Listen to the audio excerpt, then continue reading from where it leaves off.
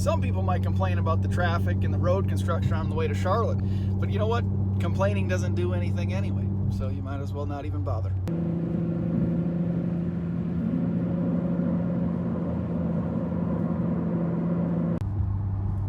Not gonna complain about that. What's going on, guys? Welcome back to the channel, Speed Culture Studios. Thank you very much for stopping in. Just kind of a follow along video today, I guess. Maybe a day in the life. I don't know. It's not a typical day in the life. It is Tuesday. I do have the day off of work, and I am heading to Soho Motorsports, Charlotte, North Carolina.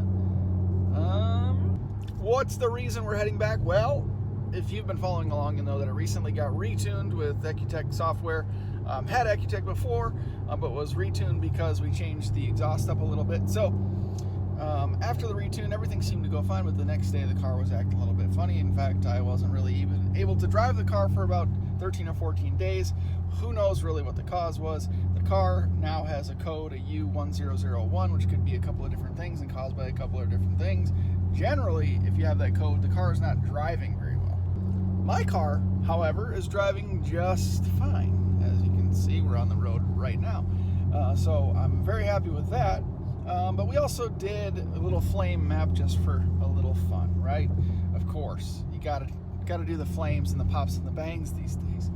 But anyway, trying that out in map 2, the car really doesn't like it. So I figured rather than mess around and having trouble downloading the software on my own laptop, I figured let's just take it back to Soho, have them drive it, see what the deal is. Maybe I'm doing it wrong. I don't know. And check this code to see if we can truly get, so maybe they can do it at the shop. If it's not an issue, I guess we won't worry about it. But nonetheless, that's where we're headed right now. And we'll see what else the day brings.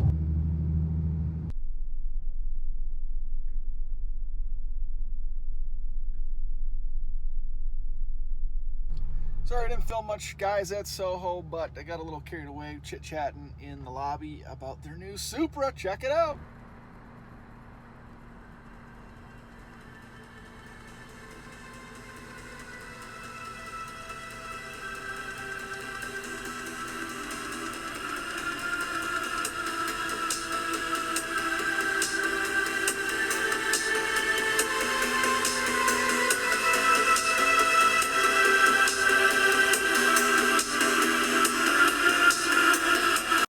I'm not sure what they're sharing with the general public, but it sounds like they got a great plan in place for this new Supra. So you're going to want to stick around. You're going to want to check out their channel. You're going to want to follow them on Instagram. I'll put links in the description and so forth and so on and so forth. But the Q50 now has a clean bill of health. Everything seems to be looking fine. That U1001 code that pops up is just kind of part of the EcuTech software at this point. As long as it's not flashing a cell, I guess there's no problem. Flame map is working fine as well. You want to go wide open throttle with that sucker because at 4,000 RPM, it dumps fuel, which gives you the pops and the flames and whatnot. So if you're not pushing all the way, wide open throttle, it hits that fuel dump and it's going to hit a wall. You want to be bringing in enough air to keep the air-fuel ratios, everything, blah, blah, blah, blah. I know I've said it before in past videos, but I really appreciate Soho Motorsports. They were very, very responsive through email, through this whole process, through the issues with the car and whatnot. Nick and George, both excellent. If you are even close to the Charlotte, North Carolina area, and I'm talking like within a tri-state area, within a 3-hour drive, which I am, 2.5 hours or so. If you're that close or even further and you need to get your car tuned, come check them out. Well worth it. You're not going to get better service, better support. You're not going to find nicer guys out there. You're not going to find more knowledgeable guys out there. So definitely recommend Soho Motorsports. And like I said, stick around to see what they do with their new Supra. I know I am excited, and I'm sure you are too. So let's head back to Greenville, South Carolina. We'll test this flame map out and do some driving and cruising. We got a little bit of time left today, so let's go for it. This guy. Now I know I love my Dunkin' Donuts coffee drinks, but I think I found a new addiction. I'm not a huge fan of Monster, but you ever had one of these guys? Golly, they're so good, and they gotta be healthy for you too, right? Green tea? I think so. Well guys, I didn't get to finish the video up yesterday. got into a couple of other things. Had to pick the big dog up at the vet. He's fine, but it didn't give me a chance to finish. However, I did get some clips of the Crackles and Pops, and it was daytime, using the GoPro. Turned the GoPro on, turned out it was almost dead. Of course it was. And so I didn't get the flames, but check these out real quick.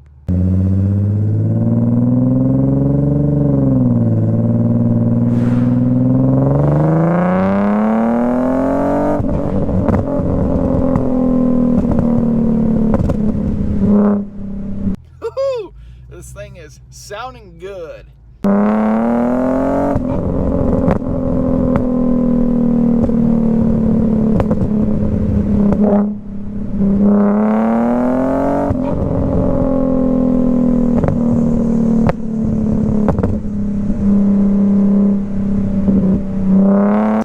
Good.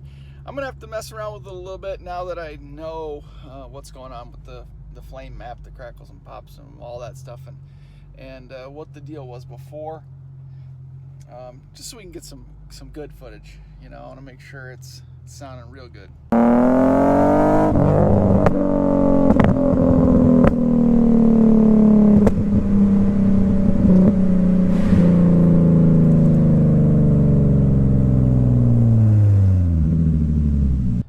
Couple more clips to finish this video out, but you know, rather than being some just random video, I actually wanted there to be a purpose to this, and I guess the purpose I wanted to be with the whole trip to Soho was to kind of have an explanation as to what was going on with the car. If I remember, I'll put a card up in the top of the screen here to take you back to the issue that we had with the car, where it was down for 12, 13, 14 days almost. So I got some of the pieces of the puzzle kind of adding up.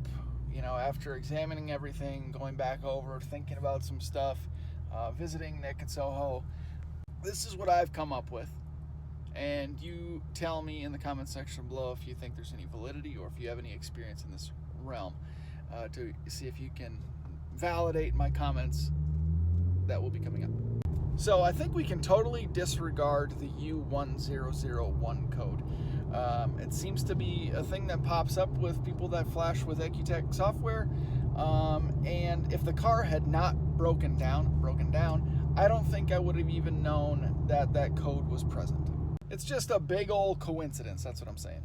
If you remember those videos, we talked about it a little bit as being possibly stuck in valet mode somehow. I guess it's possible. I guess I have heard of people having that issue. However, the problem that I had with that hypothesis was that I had never put it in valet mode.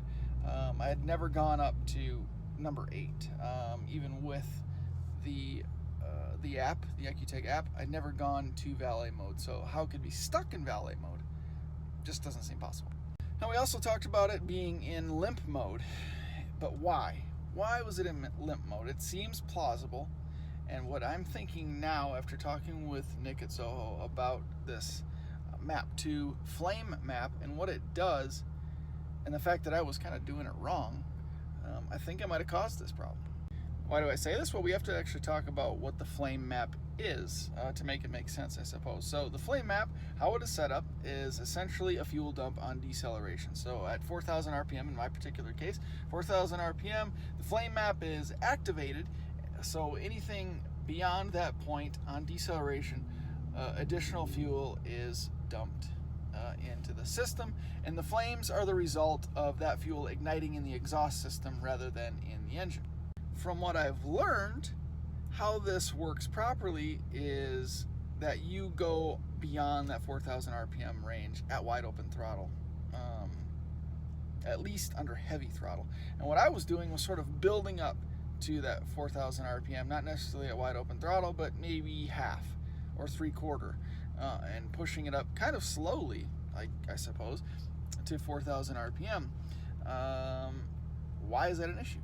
So what would happen was I'd hit that 4,000 RPM point and the car would just go, ooh, it would just fall on its face. It would just like hit a brick wall.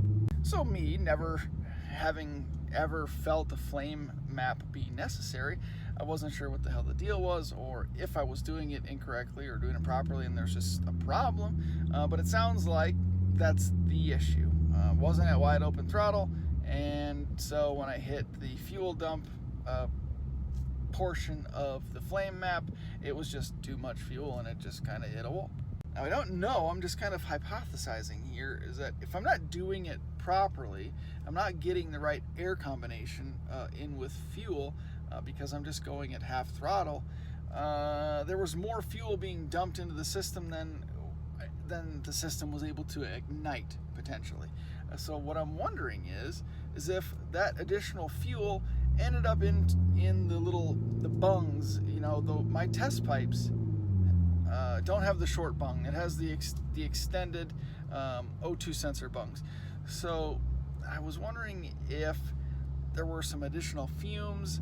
I'm not sure if any liquid fuel is making it into the exhaust system, but if the fumes were too heavy, if the fuel content was too heavy that was making it into the exhaust, it's very possible that it ended up in these extended bungs and kind of fouled out the O2 sensors, which I suppose a faulty O2 sensor would send the car into limp mode potentially, especially if it was sensing really, really heavy fuel.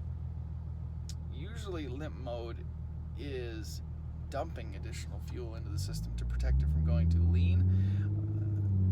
But maybe if there was an overabundance, it just kind of fouled the O2 sensors out. And I would think I would be getting a code. I guess I might just be talking in circles here at this point. I'm maybe talking myself out of this hypothesis, but I'm wondering if there is validity to that argument or to that idea. Let me know in the comment section below what your thoughts are. But my thinking maybe is I was screwing around being a pansy, trying to use this flame map, and I wasn't going wide open throttle like I should have. Caused a little bit of additional fuel to mess up the O2 sensors, causing the car to go into limp mode or just not run properly. Seems fair enough. And after about a 2-week period, there was enough of that fuel had evaporated and the O2 sensors were able to breathe freely or sense freely, and the car just all of a sudden started working, even though there's still that U1001 code. And again, I'm thinking that we can just kind of forget about that.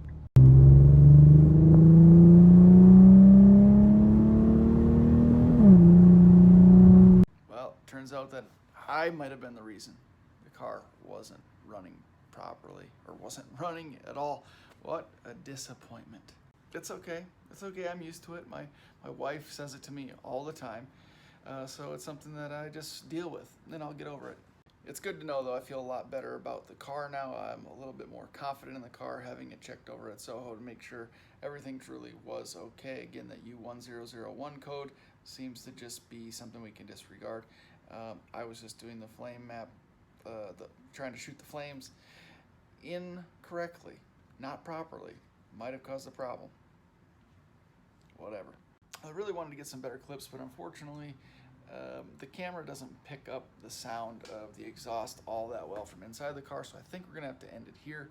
The main point of this video was to get you an update on the car's overall health, and it seems to be good. So I'll get some good footage here coming up in some lower light situations so we can actually see the flames and the magic of the flame map. So stay tuned, stick around, good things coming up. Thank you very much for your support. I really appreciate you guys following along and watching all this time. We are on track. The goal of 3,000 subscribers by the first of the year. I know we can hit it. Thank you guys very much for following along. See you in the next one.